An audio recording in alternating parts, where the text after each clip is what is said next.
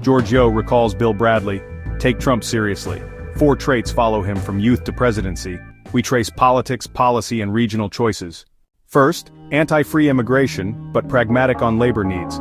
He limits migration rhetorically, pragmatism wins in business. Second, skeptical of free trade without safeguards. Third, always pro-business, cheap energy, deregulation. Fourth, a hard bargainer, loud, extortionate at the table. These traits define his approach to foreign policy. He backs American business, selective trade, protective measures, pragmatic on labor shortages, permits worker inflows when needed, favors cheap energy and deregulation to boost industry. Outcome, pro-growth policy with nationalist filters. He dislikes war, prefers coercion through threats and deals.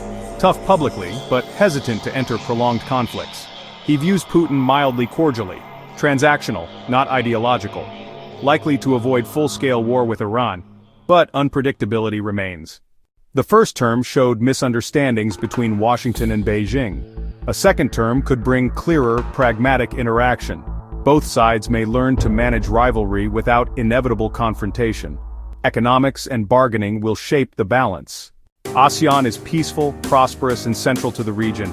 Half the world's population sits within reach. Economic potential is vast. ASEAN must leverage connectivity and stability to grow. Connectivity is the strategic advantage. Vietnam pursues high-speed links to Kunming and Nanning. These projects reshape supply chains decades ahead of schedule. Faster corridors mean new manufacturing and trade patterns. Prepare for structural shifts in regional competitiveness. The geopolitical chessboard warns smaller states, avoid being a pawn. The Philippines must guard its strategic autonomy. China's rise shows a culturally rooted path to modernization. Countries can modernize while preserving identity, but paths differ.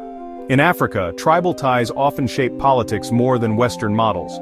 Governance must align with social realities, not templates. India and China are ancient civilizations. Rivalry need not be war. India pursues independent foreign policy since Ukraine. Southeast Asia should focus on ASEAN-centric ties